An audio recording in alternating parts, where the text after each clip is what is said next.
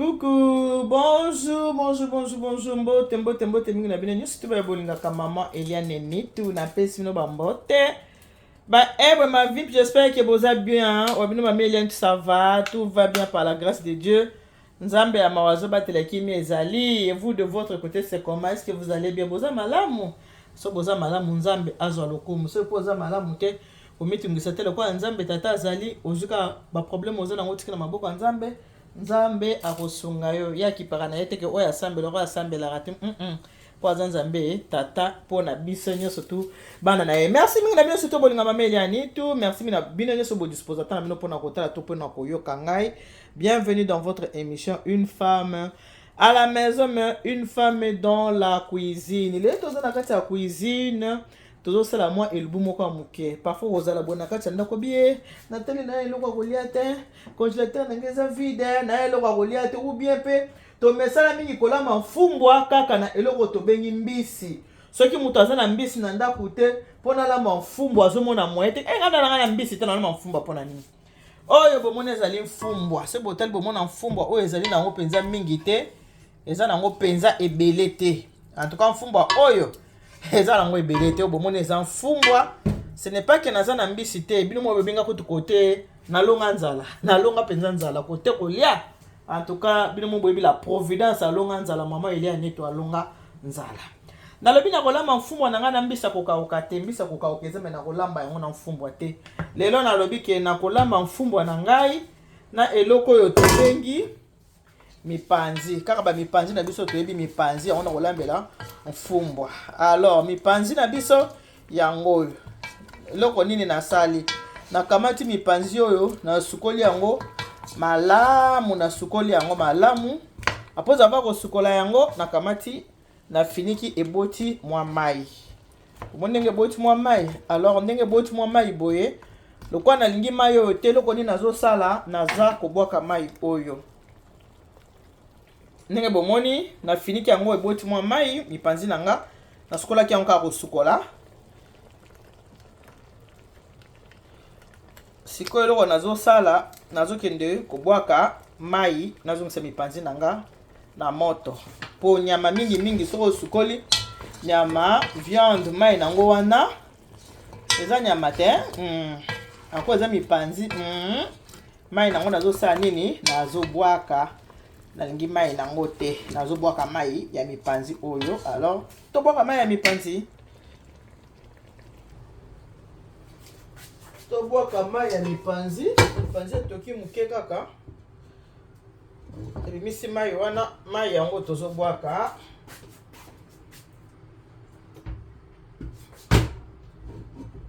Boyi mabanga ye kumisa nkolo na ngai ye tango tozali na bomoi tokumisa nzambe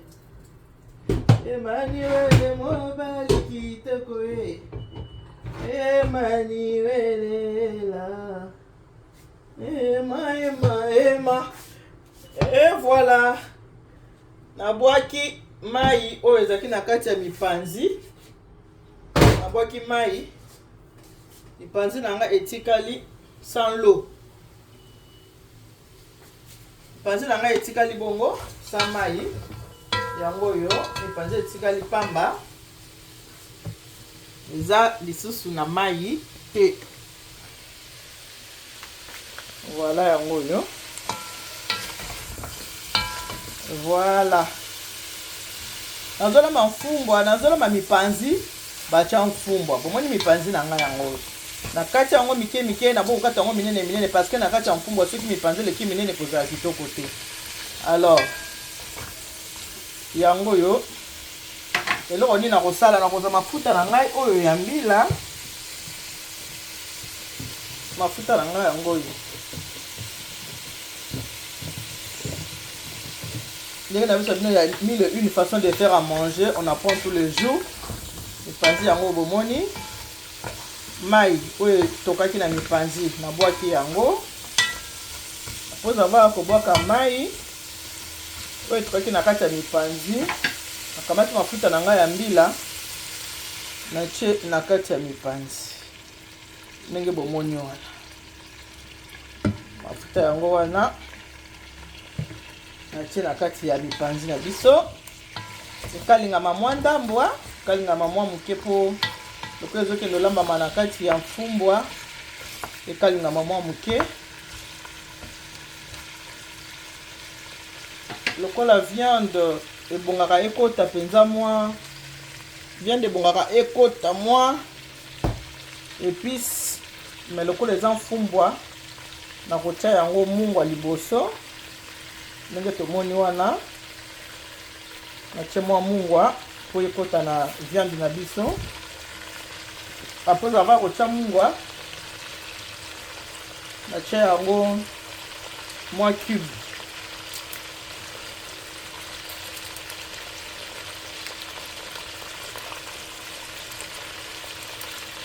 natie yango cube mpo epesanga mwa goût ya kitoko susu na kati ya viande ndenge bomoni wana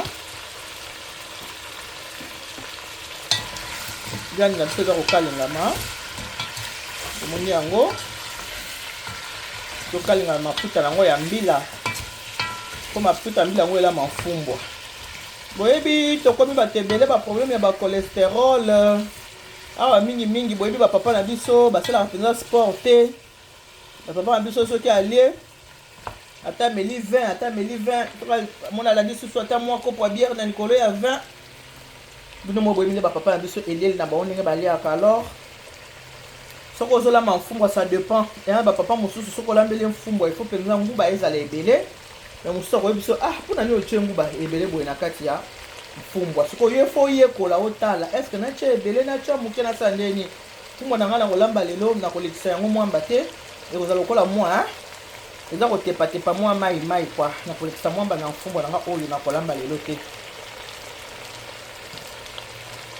mpona kande na biso bino makambo ya bacholesterol soko olamba mfumbwa na yo otie nguba na yo ebele yo tya na yo me ngai na kotya na ngai lelo nguba ebele te bomoni elambe na olamba lelo nazolamba viande batya mfumbwa ozomona ke viande eza ebele me mfumbwa oyo naokende olamba mfumbwa eza nango ebele te viande nde eza ebele par rapport ya mfumbwa awa nasi nabongisi matungulu na nga nguba na nga yango oyo awa na tomate na nga tomate pele yango na olambela lelo yo naza na tomate fresh te na tomate obe ya pele naza na ma muscade na ngai mpe na koboka yango moke ba aire moko bopona kaka epesanga su mwa elenge makasi na kati ya biloko na nga voilà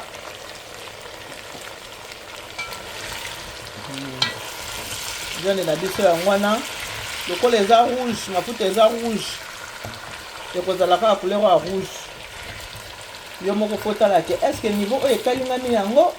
to niveau oyo ekalingami yango te soki oza molambi yo moko okoyeba kaka kotala ke niveau viande nange ekomi eza bien eloko nini nasali nazwi matungulu na ngai na bakisi na kati ya viande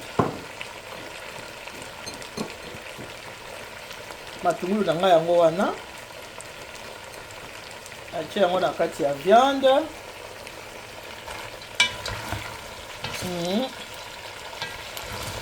voilà nalobi lelo na kolomba viande batya nini batya mfumbwa viande ebele mfumbwa nke otika mpe viande ekalingama makasi soki nde nini te parce que viande oyo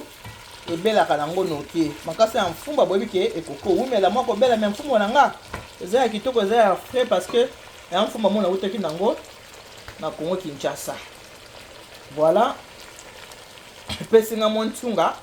mosolo mwa kitoko boye nayoki ebimi wana na kati ya mfumbwa na nga na kati ya biloko na nga depuis na bandeko kosala boye natie mai natieki na sukolaki nanu viande oyo na mai ya moto nasukoli yango na mai ya moto nazwi yango natie na moto natie mpe eloko te nalongoli mai ya moto nabwaki natiki viande apamba ntango natiki viande apamba natie yango mungwa natie matungulu natie mungwa natie mafuta natie matungulu nyonso to wana totalité esalinga lokola 10 minutes mpona kosala makambo oyo nyonso maintenant mfumbwa na ngai nasi nasukolaki yango ndenge bomoni yango wana natie mfumbwa na ngai na mai nango ya propre yango wana natie na kati ya biloko oyo tozolamba viande batya mfumbwa ndele ya bisi binoki mfumbo eza muke mais viande eza ebele eza ndenge na kosalela yango lelo nazwi pe tomate nanga na che na kocha tomate nyonso tout te na che au moins katikati ya boîte mosu yango na tiki na che ka boîte katikati c'est tout bomoni ke nasina chaki mungwa nasina chaki cube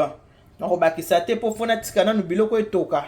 tango kotoka na kotala niveau nini ekokoma niveau ni tango na komeka so na mwike mungu eza muke wana na kobakisa sikoyo te po na yebi te niveau ya mungu oyo na chaki so na bakisi sikoyo ekoki koleka alors nazozwa mwa mai muke na tie na kati ya biloko nanga na tiki yango etoka voilà na tie mwa mai muke na kati ya mfumbo na biso po totikela yango tananu etoka. C'est vrai que na tango akala elambeli ya mfumbwa ezalaka ke soki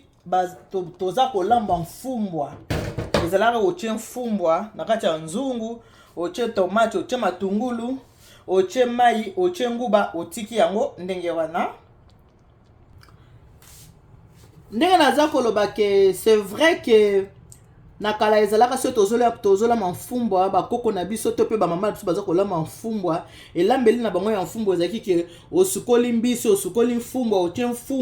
otie mbisi na likolo ya mfumbwa otie matungulu na likolo otie tomate na likolo otie baingredient na oyo oza na posa ya kotia na kati ya mfumbwa apo kamati nini otie pe na mwamba tango otia pe na mwamba otie nzungu na moto otiki yango eza kosala nini otiki yango eza kotoka c'est vrai endaki kosala mandenge wana otiki yango eza kotoka tango ezotoka otie pe mafuta donc otie biloko nyonso tumbala moko na kati ya nzungu biloko tu mbisi nguba mafuta tomate matungulu ya solo toyebi ke authenticité ya kolama mfumbwa yango wana mais au fur et à mesure mokili eza kochanger toza koyekola nde balobaka ke koyekola toza kochanger mwa makambo mike ya kolamba ezaki bo mbalo tosala mwa boye ezaki bo tosala mwa boye un peu comme ça ndenge moi changement za kokota omeki na eloko na osoko omoni ko omeki yango eza kitoko ebimi kitoko wana nde ozi po lakisi na baninga oya kolinga komeka changement ameki oya kolinga kosala la recette de nos ancêtres asali pe la recette de nos ancêtres ça ne dérange pas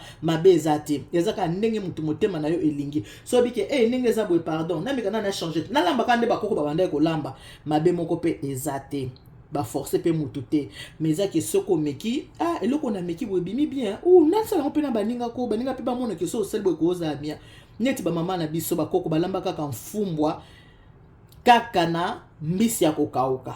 mfumbwa kaka na mbisi ya kokauka ngapi na bitele no la mona mbisi ya kokauka te poso to tel pe bandiko na biso ya braza balamba ka pe mfumbwa kana mbisi ya kokauka to mwa tamusu ba chaka ngombisi ya ngombe ngale yo na chango nini mikuwa oto bengaka bakote ba bout de côte yango ndenga na tina kati ya mfumbwa tozela na totala mfumbwa na biso na ndenge ekobela kana na lobiki la recette de nos grands-mères ezaki ba chef bilongo bandi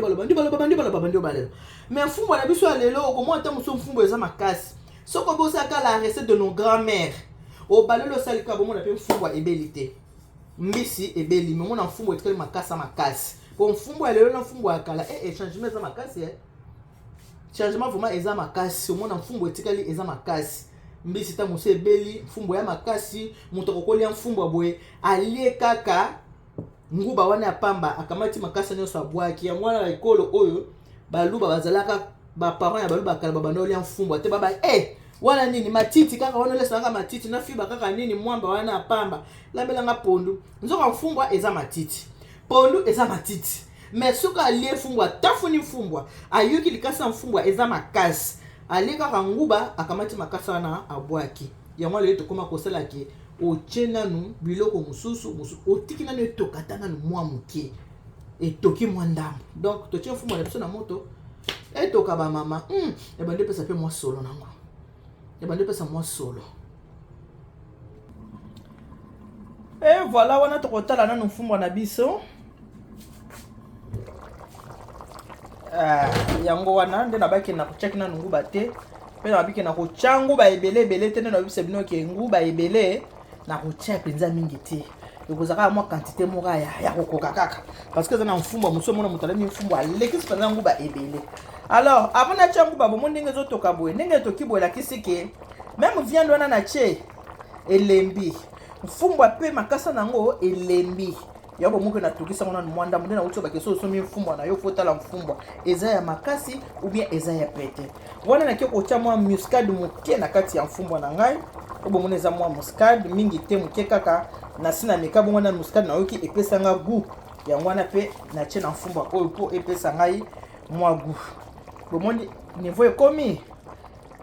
na cheki na ngape mai ebele te lokola tomate pe botaka mai eboti pe ka mwa mai siko niveau oyo nakoki kotia sikoyo nguba na ngai na kati ya mfumbwa po na yebi ke likasa na ngai mfumbwa tango na meki yango ekomi pembe pene kosala nini ya kolemba il faut toujours komeka mwa moto azolia mfumbwa bomoni makasa bomoni mfumbwa ndenge ezali yango mona mutu mosusu ke alinga ne mfumbwa te po ani pona makasa ya mfumbwa okoko pesa ye mfumbwa boye alie kaka eloko babengi nini nguba kaka azwi makasa abwaki faut komekaka toujours likasa lokola mfumbwa ngo mpe kutia Congo ezalaki mpe mfumbwa ya bien ekoti nanu nguba te me gu mpenza eleki yango vraimen elembi kitoko na maintenant nazotia nguba na nga na kati ya mfumbwa ntango nakotia nguba nde nakokoma sikoyo na niveau ya kosala nini kobalusa mfumbwa mona olambi mfumbwa mama papa aleli mfumbwa bendi kaka nguba atiki makasa mpona nini parce que makasa elembi te voilà wana sikoyo natie nguba na ngai voilà oyo ka nguba natie ekoki dans le passé papa banda kolinga mpenza mfumbwa wana balambaka mpenza nguba mpenza ozoka nguba mpenza ebele mais là maintenant avec l'âge so oza déjà na mobali ozomona ke mikolo ata yo moko pe mama ozomona ke bambula eza kokende kolinga te oza toujours na excès ya biloko banda kolia avant déjà na tie mafuta mbila tobaki sususu mwamba na mafuta mbila nyonso eza nini kaka mafuta ti nyonso ezaka mafuta il faut kosala attention mpona basante na biso eloko lokola mfumbwa oyo bamama eza eloko moko kolamba yango mpenza mingi te ya mama soki papa liaka yango mingi pesaka discipline parce que yo nde oza mama yo nde oza chef ya cuisine ata papa alinga yango mingi soki omoni ke papa déjà mobali apati ya 40 ans abandi déjà kokola basante na biso mutu mosu ya problème ya santé mutu mosu ya problème ya sucre baproblème na baproblème mutu ana problème na ye yo nde olambaka yo nde okogere cuisine na yo ntango okogere cuisine okomona ata mosu papa ki na problème ya santé eza kobonga mpona nini mpona yo oza kogere cuisine mutu mosu omona abelaka cholestérol mais du moment ke yo oza kogere cuisine na ye cuisine ndenge ozolambela ye okomona ke cholestérol na ye eza kokita sans traitement mais ndenge ka ozosala nini nde ka ozolamba la ndenge natie boye na kobalola na ngai mfumbwa na ngai yango te nafiniki yango kaka po mwa mai eza nango nayebi ke ekozika te natiki yango bongo boki nde ezotoka ti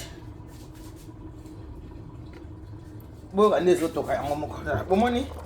yango wana ezotoka natiki yango bongo nakonyoka malanga teke nabalola lokola mwa mai eza na kati ya nzungu elakisi ke mfumbwa oyo ekosala nini ekozika te ezala nanu boye toka nanu mwa ndambu nsima nde nakobanda kobalola natiki yango nanu boye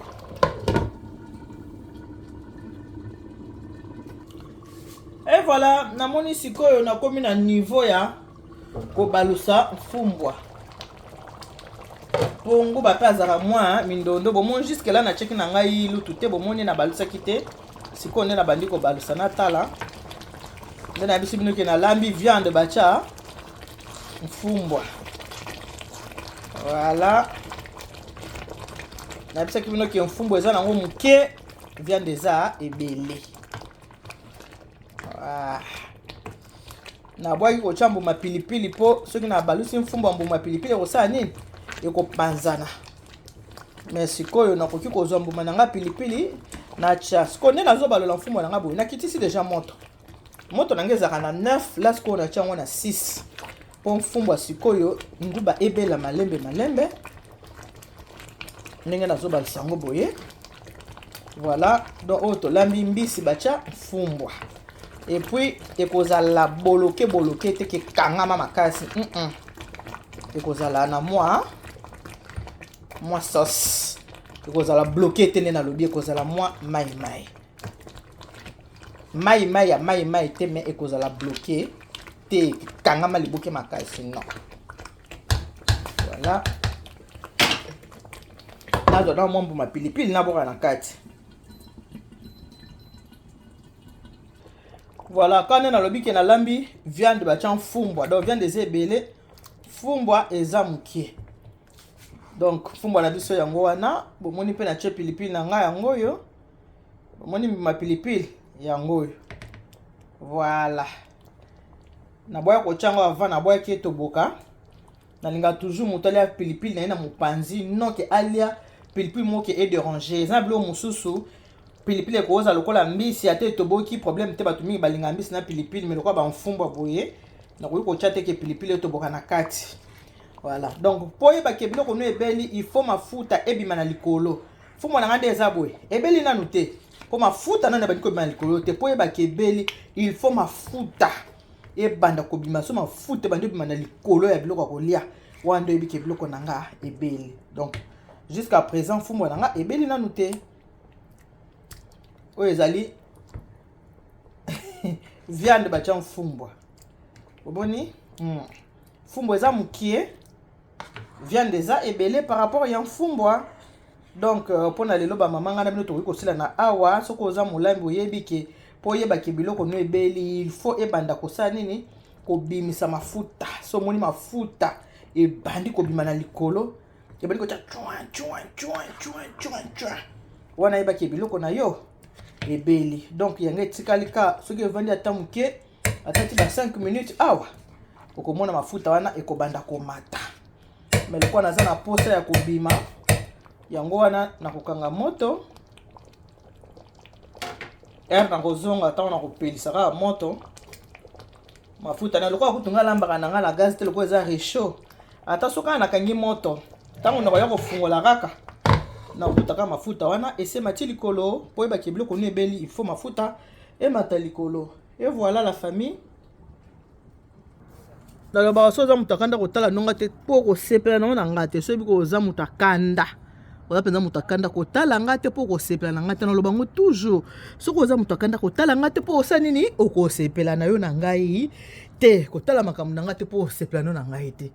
Voilà pona lelo to suki wana nazo kendo bima yango na tiki fumbo yanga na niveau oyo komeli wana tiki yango na moto na kangi na nga moto na ya ko funga na nzungu na nga na okuta mafuta nyonso mati likolo. Merci mingi na bino surtout bolinga mama ili ani to bo disposer ta na bino pona ko tala to pe pona ko yokanga.